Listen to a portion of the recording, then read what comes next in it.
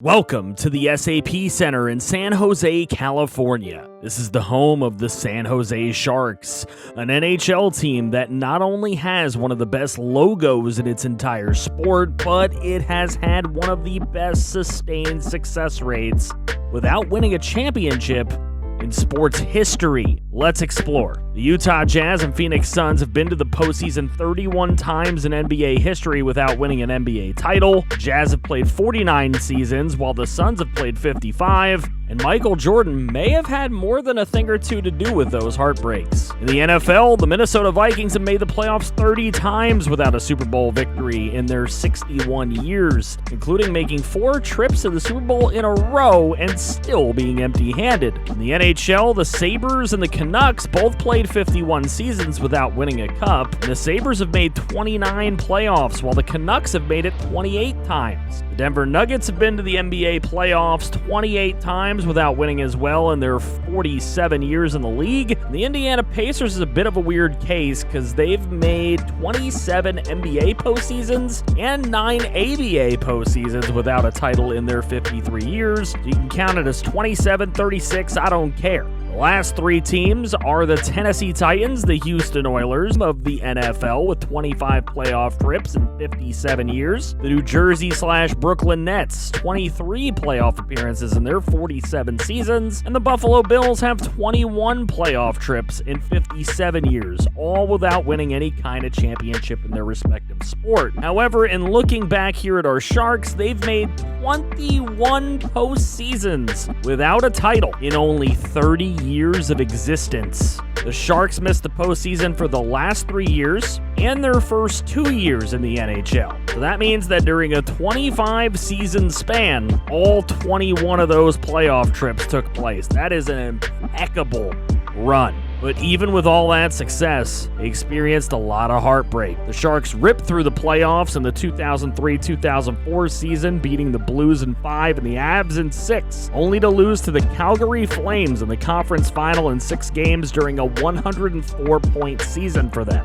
They had 5 straight 105-plus point seasons from 2006 to 2011, and they lost 2 of those conference finals with a combined 1 win against the Blackhawks and the Canucks. Then finally, in the 2015-2016 season, they broke through after a tough 7-game series with the Nashville Predators in the second round. They took out the Blues in 6 and made their first cup final in team history. But a player who will go down as one of the greats and his Pittsburgh Penguins caused heartbreak again for Sharks fans. They had one last nice run, winning 2 7-game series in 2018 and 19 before the Blues beat them in 6 and went on to win the cup that they've been after for years. It's time to go get them that cup. Welcome to the San Jose Sharks franchise on NHL 23. Subscribers and channel members had at least a week to put their players in for this series. Since changing player names isn't a thing in NHL at all, thanks EA,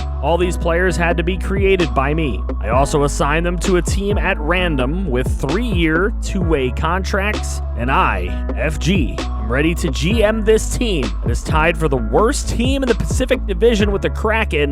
This team that is tied for the 3rd worst team in the Western Conference now. We're going to take it back to their winning ways, and we are starting right now. First up, we are offering Timo Meier a contract extension to be the team's face of the franchise, and then we will attempt to extend the young Scott Reedy as well to lock up a player who can be a good 2nd or 3rd line center in the future. My plan coming in was to rid ourselves of these awful contracts for aging stars, so Logan Couture is going to Anaheim for Kevin Shattenkirk and a 2024 3rd and 4th round picks.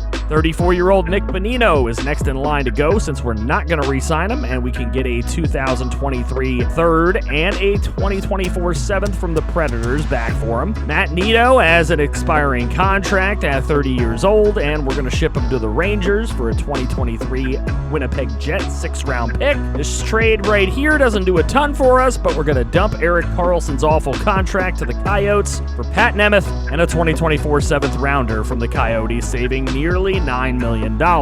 Then we flip Kevin Shattenkirk to the Winnipeg Jets for their next 2 third-round picks, meaning that our Logan Couture total gain is 3 third-round picks and a 4th, which I think isn't bad. I used to love Mark Vlasic, but this 4-year contract is dreadful. We are flipping it for a 5th-round pick for the 35-year-old defenseman. Next, we'll try to extend the 24-year-old defenseman Nikolai Nizov and the 21-year-old left winger Timur Ibragimov. We'd also like to lock up the potentially elite defenseman Ryan Merkley and the 24-year-old center Jasper Weatherby. Timur Ibragimov signs easily, as does Nikolai Nizov. Scott Reedy and Jasper Weatherby, Ryan Merkley and Timo Meier are going to take some more negotiating. After trading away some of our older or overpaid but talented players, we have tried to add some talent by offering winger Dominic Cahoon a contract for the season, as well as winger Joachim Blickfield, right winger Andre Altiber-Marakian, and veteran defenseman Danny DeKaiser. We might be in trouble as our contract negotiations with Timo Meier are breaking quickly, and he doesn't seem to want to be a Shark past this season. The storyline already is our performance this year could dictate if we try to get something for him in trade or revisit his contract in the offseason. As for the free agents, Blickfield rejects our offer, but we do get Altiber-Marakian, Cahoon, and DeKaiser to sign. Our even strength lines is what we're going to focus on right now. We've moved Meier to pilot line number 2 as its right winger, giving our top 2 lines a +1 in chemistry. Barabanov, Hurdle, and LeBlanc on the top line, and the newly signed Cahoon, the young Eklund, who we want to be our future star, and our current star Meier on line number 2. We'll see what we get from lines 3 and 4 with the mix of 24 to 27-year-old players that we have there. On defense, we want to see a lot from Ferraro and Nizov, who are both 24 years of age. The rest of the defense is going to be a focus in future drafts and free agency. Goalie Kaapo Kakkonen is a nice goalie at 26 years old, and his veteran backup, the 34-year-old James Reimer, should fill in nicely, spot starting for him. These Sharks are ready for their season opener on the road in Nashville against the Predators, so let's get it. The NHL season opens with the Sharks in Nashville. First period, Matt Duchene gets a head-on shot at Reimer, and it's saved. And then it's Jasper Weatherby called for a tripping call, putting him in the box. And soon after, it's a call for slashing on Nico Sturm, and that makes it 5-on-3. The Preds take advantage. The puck finds the stick of Duchene, who scores the first goal of the season.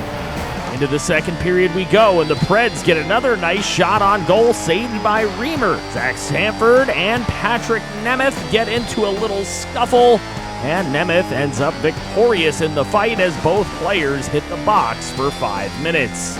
Vetnikov gets a chance on Saros, but it's weak and covered up, and into the third period we go. Early on, Treinen gets loose for a breakaway, and he and the goal horn thinks he scored, but it is waved off by the ref. Kunin gets a nice shot on Saros, and a delayed penalty is slashing on Colton Sessions, giving the Sharks a 5-on-3. And it's Kevin LeBlanc with their first goal of the season.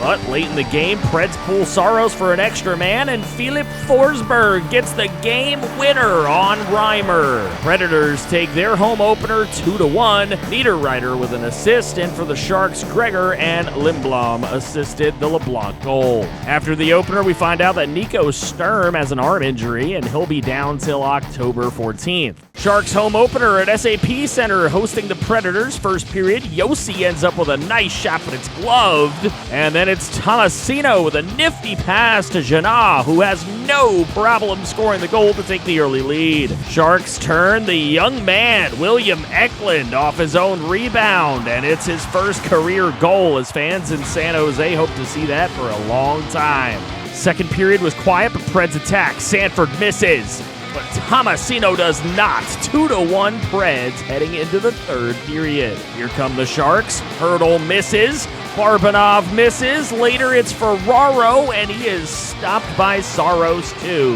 Kunin to Weatherby is stopped, but it's Lindblom off the rebound. Spinning shot and goal. Tie game. End of the game, empty netter for Nashville. Shot stopped, but the penalty on Cahoon would carry into overtime. And the Sharks had this chance with a pass across ice to Nizov, but it's covered up by Saros. And then this absolute bullying by Johansson for a rather weak goal to end it. Very anticlimactic-like as the Predators win this one 3-2 in overtime in both games of the home and home to start the season. Hurricanes at the SAP Center to visit our Sharks, and in the first period, it's a nice pass from Svechnikov to Weathersby for the one-timer, but it's stopped by Anderson, and later it's Pat Nemeth sending one to Anderson's right pad, which is saved and covered up. Into the third period, and Sebastian Aho gets into the slot, but is knocked off of the puck, and the Sharks, Lindblom with a brilliant pass to Sturm, but the save was made by Anderson, and into overtime we go. Canes go to work as it's Svechnikov with a great pass to Pesce for the goal to win it as the San Jose Sharks lose 2 straight overtime games. Tough scene. Blackhawks are in town for a date with our Sharks as well, and thanks to a slashing penalty by Patrick Nemeth, Chicago is going to get a power play with a brilliant backhand pass to Philip Kurashev for his first goal of the year. In the second period, things got even as Andreas Anthoniou was called for a slashing of his own. Svechnikov with a pass to Hurdle. Long shot is blocked by the pad, but it's Timo Meier who gets the rebound power play goal for his first of the season. In the third period, Timo Meier is stopped cold on a nice shot, and Kurashev is shoved off near the horn. Game goes into a shootout.